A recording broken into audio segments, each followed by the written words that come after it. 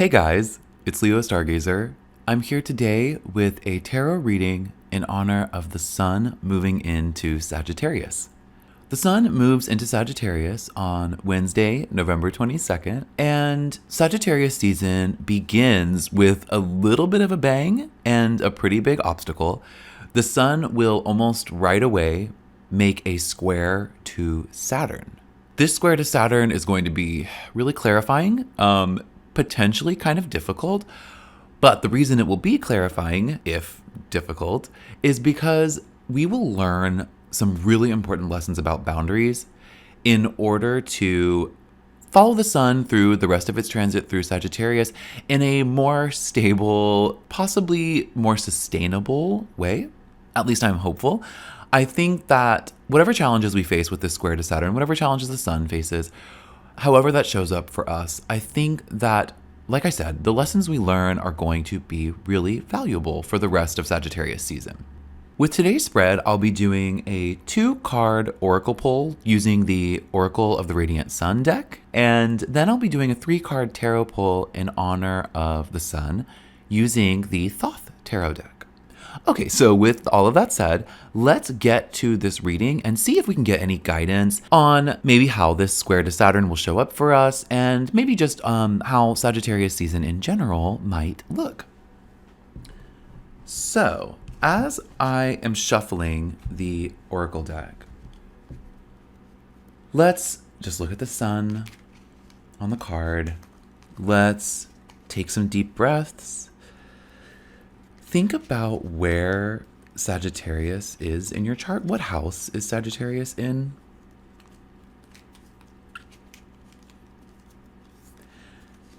Mercury is already in Sagittarius, so we have some messages about what that's going to look like for us. But let's check this oracle pair and see what the basis of our spread can look like. Okay, the first card that I draw is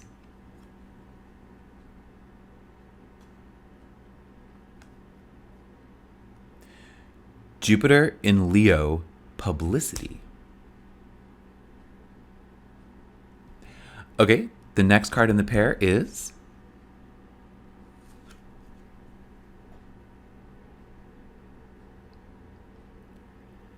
Jupiter in Cancer, speculation. Okay, this is a very Jupiter-centered oracle pair, which I find very interesting. I think maybe it's speaking to the potentially expansive nature of the sun in Sagittarius. I love that. The sun in Sagittarius can be really optimistic, idealistic, big picture, forward-looking to the future, more about the journey than the destination, though. And I find these two cards really encouraging. And quite literally so. I think that both of them represent this idea from slightly different perspectives of getting support for a journey, getting support for a project, an adventure, a creative endeavor, something like that. Something you're working on, something you are trying to push forward is in need of some support and maybe will get some support.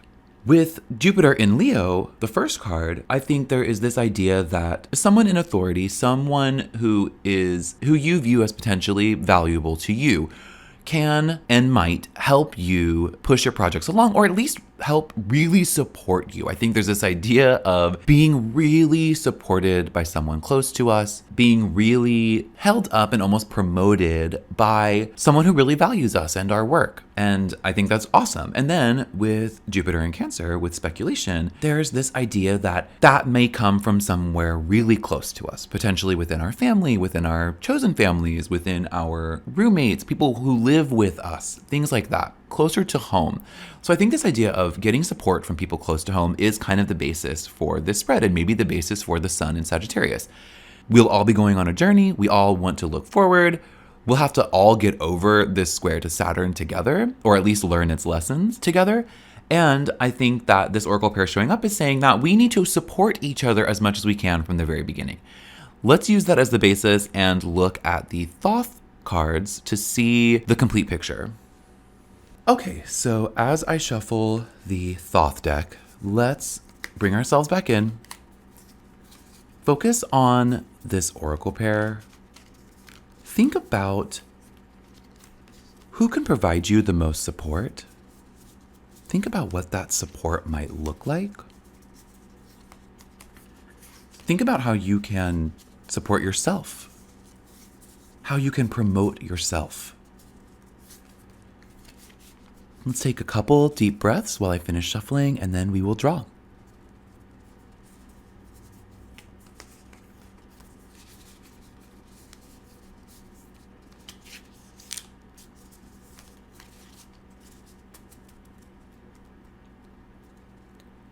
Okay, the first card that I draw is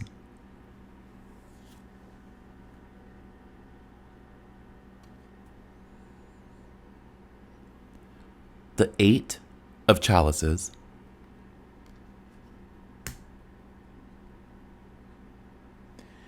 Okay, the next card is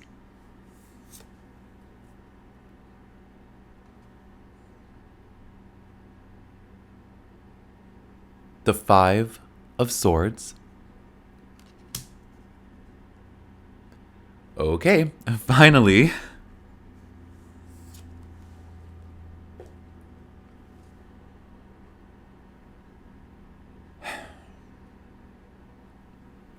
the Ten of Swords.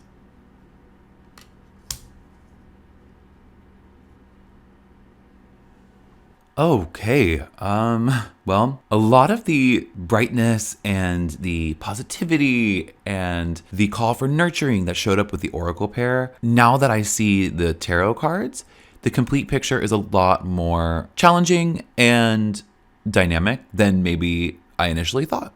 I am looking at the oracle pair in a slightly different light. I think there still is a call for nurturing. It's almost multiplied quite a bit here, but I think the juxtaposition of the oracle pair and the three tarot cards really almost shows the importance of the oracle cards even more clearly. When I first pulled the oracle pair, I really was thinking that it was the idea of a lot of Sagittarius's optimism, a lot of this idea of this journey and that we can get support and publicity and promotion and this idea that people are cheering us on and we're cheering ourselves on and that's coming from local, your home, your family, your close friends, things like that. And all of that still applies. It's just that now seeing the tarot cards shows me that I think, first of all, the tarot cards are reflecting this square to Saturn really vividly. And like I said, putting the idea of support and nurturing, at least making the importance of that nurturing and that support really, really clear and making it seem very, very necessary. So let's go over them one by one. The first card we drew was the Eight of Chalices. The Eight of Chalices definitely hints towards a journey, a different kind of journey than maybe Sagittarius seems to imply or call us towards at its most base archetypal level. It's a journey of necessity, but not because of a lack of resources or because something has finished. It's the idea that there is a necessity for us to move on, regardless of how stable or well-resourced or valued the space we're leaving is. There can also be a sense with this card, especially in the Thoth deck, that we are just burned out and ready to move on too. So there's kind of these multifaceted ideas and archetypes with the Eight. The astrological correspondences with this card are Saturn in Pisces. Saturn is currently in Pisces and will literally be the planet that the sun will square right when it enters Sagittarius. So right from the start, it's very clear that this square to Saturn is going to be very challenging, and that the trials and tribulations that it puts us through and the lessons we learn from that are going to be hard fought and hard won. With that in mind, the next card we drew was the Five of Swords. One of the most difficult tarot cards, a card of defeat, a card of regret, a card of struggle. I think that is reflecting directly what this square to Saturn is going to mean. That it's going to be difficult. We're going to feel defeated, even if we know we need to head in the direction. Maybe literally us heading in that direction will instantly come up against some kind of defeat. That's tough. It's tough to see. Again, as I'm talking about these tarot cards, instantly, anytime you feel like, oh boy, this sounds really negative, look towards the oracle pair. Publicity, speculation, Jupiter in both Leo and Cancer. Support, support, support. Nurturing, nurturing, nurturing. Expansive versions of all of that. So know that that's the initial promise. I'm really grateful that the oracle cards showed up the way that they did, because this tarot spread so far has been very challenging, and defeat the Five of Swords is really tough to see. Again, let's hope that this is just implying that the square to Saturn will be difficult, and that the intensity of that, while again, it might lead to defeat. If we have the support system that we need, if we start setting that up now, or search for that now, or find that within ourselves now, this defeat and the lessons we need to learn from that will be really validating and empowering. That might take a little while, because the last card we drew was the 10 of Swords. Another really difficult card. The 10 of Swords, though, while yes, it can further this message of defeat, it can further this message of loss. There is this sense, and again, remember, this is Sun in Sagittarius, square Saturn, right at the beginning. So any wounds that we get from this square, any self-doubt, self-defeating ideals, self-loathing, or even outwardly loathing, even outwardly trauma, even outward wounds, all of that stuff.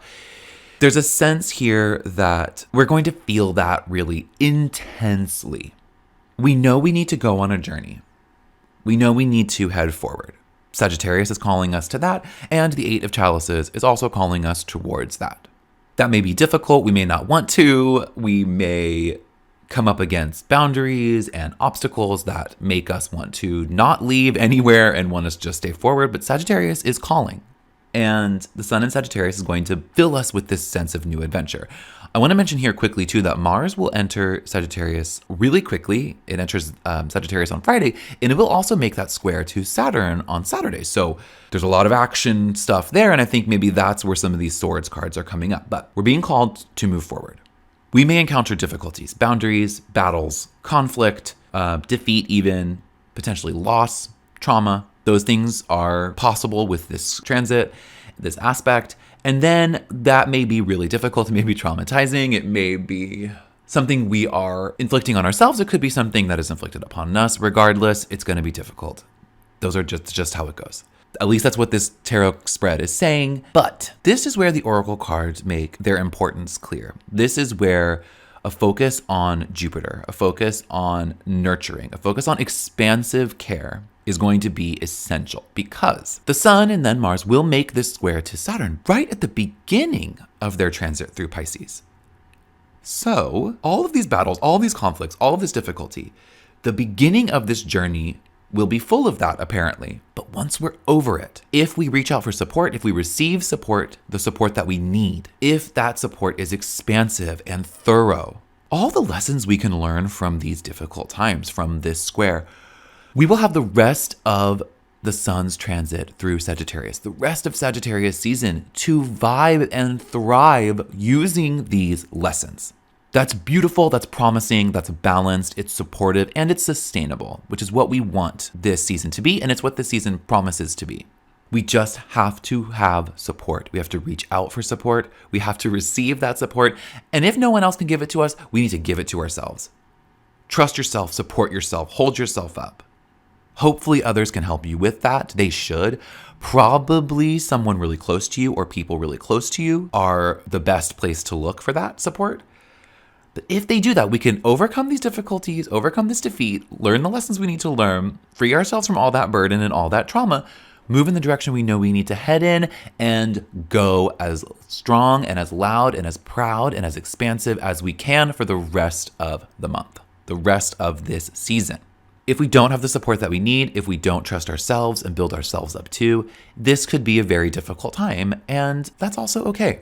Sometimes we need to learn these lessons. Sometimes we need to go through these things in order to end up where we need to end up. Getting the Eight of Chalices right away, Saturn and Pisces, as the first indicator of potential difficulty, I think is a really beautiful message ultimately. It says that wherever we are right now, it's not really sustainable.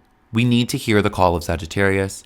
We need to follow the Sun through Sagittarius, and we need to head towards an ideal. That has to be the goal. And if we struggle along the way, if it's difficult along the way, we need to rely on ourselves and our closest groups. We need to find that part of ourselves or find those groups so that we can thrive for the rest of the season. I really hope we do. I really hope you do. Happy Sagittarius season. After this square to Saturn, there is some beautiful, beautiful promise. So let's get through it together. I know we will. I will see you next time.